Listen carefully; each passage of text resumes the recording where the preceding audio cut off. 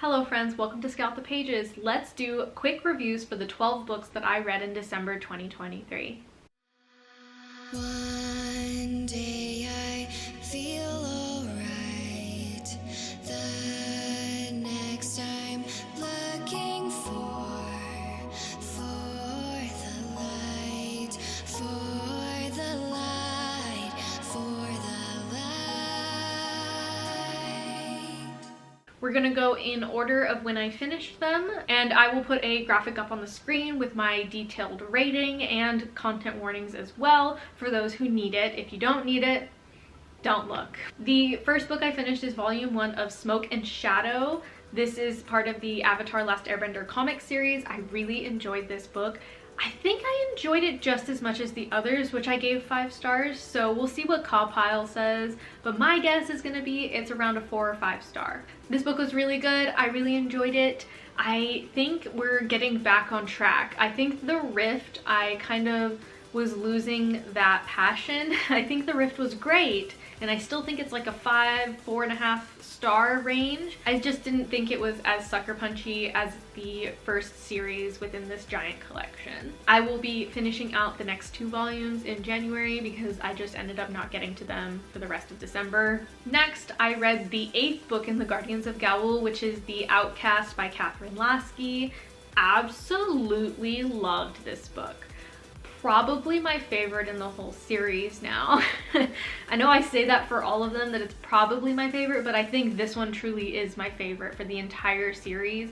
You switch POVs to a character that you would not expect, and things just get wild. I loved the main character, and I loved the plot of this one. It had me on the edge of my seat the entire story. This is a book in a very large series about owls that I believe is inspired by World War II. It is fascinating, it is fun, it is a little bit sci-fi. It's a children's series, but honestly, I think anyone could enjoy it. The next book I read is Mirror Moon. This is part of my video where I read a bunch of Nightmare Before Christmas books to get in the festive season, and I gave this one 4 out of 5 stars. I really enjoyed it. I just thought it was a little bit lacking in an overall theme or message, and it just kind of felt like a silly little adventure. I don't really feel like we expanded on the world or the characters in any way. It was fun, still a 4, 4.5 stars, but it wasn't the most amazing thing I've ever read. I would highly recommend if you need a quick read and you like The Nightmare Before Christmas. This is about Sally taking on Jack's to-do list a week before Halloween because he has some experiments he would like to try, and things do not go as planned. So yeah, loved the feminism in this one. Nobody questioned Sally's ability to do Jack's job, and she actually did more than Jack has to do. So very impressed and very pleased. Next, I read The Battle for Pumpkin King, also in that video. This is about Jack and Oogie Boogie battling to become Pumpkin King. I gave this one 5 stars because I think it had excellent messages, excellent characters, excellent plot. The intrigue was high. I was on the edge of my seat the entire time. We know who wins, but how is the question. I really enjoyed this book. Would highly, highly recommend checking out this one, especially if you could get it for free from a library or a digital download somewhere. And the last book for that series was Zero's Journey, and this was my favorite one of them so far.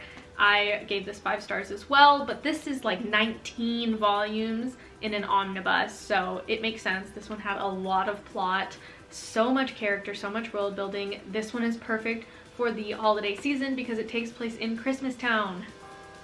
I know, festive, excellent. Highly, highly recommend this one at minimum if you're going to read any of the Nightmare Before Christmas books as a Nightmare Before Christmas fan. Next, I read the 9th book in the Guardians of Gaul series, which is the first Collier.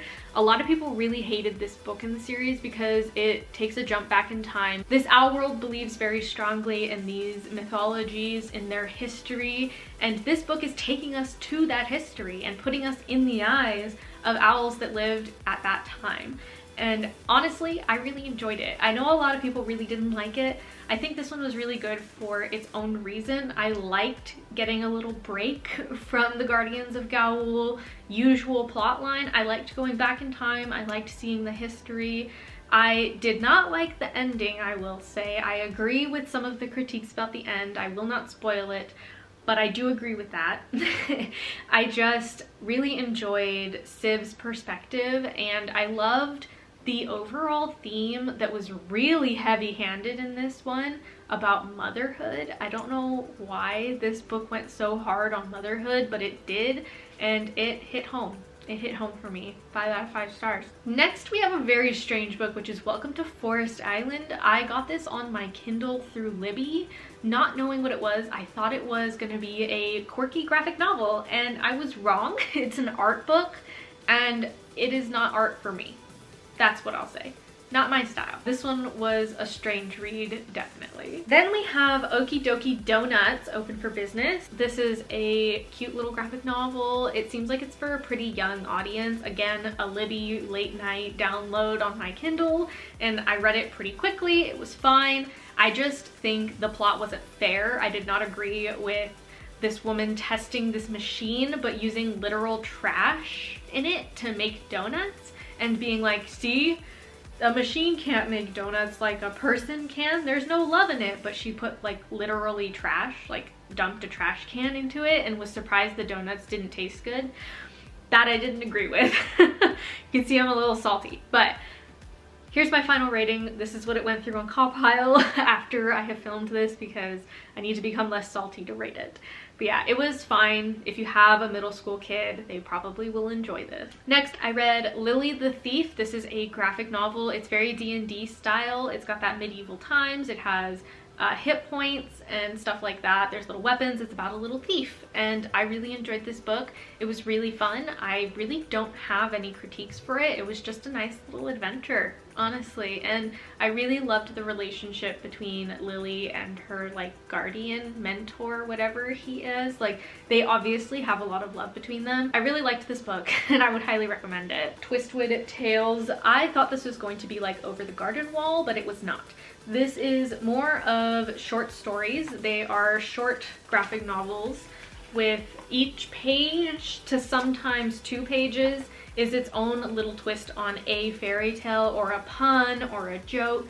I believe this is actually adapted from Instagram posts, which is why it's kind of square. I still really enjoyed it, even if I did not have the right expectations.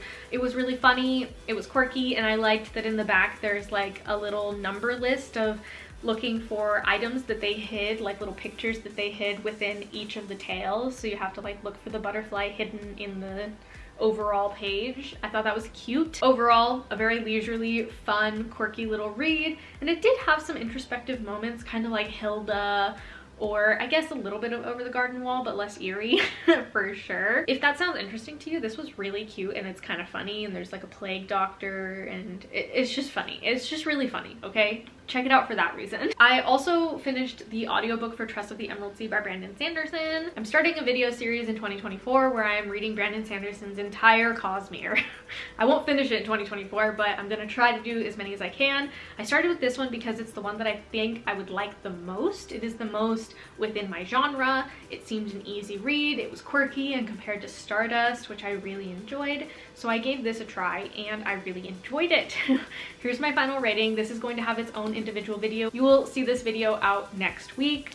I really enjoyed this. I will start at book 1, Elantris, for the rest of the series, I promise. I'm sorry I started with 28. I just had to. This is the one I was most excited for and the one I owned. I am very excited to dive into the rest of Brandon Sanderson's work because I could feel the quality in this. I really liked the unique narration, and I would highly recommend this if you did like Stardust, or if you just like Finna, or anything like nautical kind of vibes. And it's very strong feminism. I really enjoyed it and I highly recommend it. I also read Hilda and the Time Worm and really enjoyed it. This is probably my favorite from the Hilda tie-in books so far. The mix was the best and the story was the most complete. And those are the 12 books that I read in December. It was a great reading month. I had a lot of fun just kind of mood reading. I'll probably get back into my reading schedule next month, maybe February, probably February. I think January we're also gonna mood read. Thank you so much for watching. Let me know down below what you read in December, if you read it all. If you didn't, let me know your favorite book from last year or a book you're excited about for next year, 2024. Thank you so much for watching. I will see you in the next one. Stay safe and stay kind, siblings. I wanna have good times, good times. Find my friends again and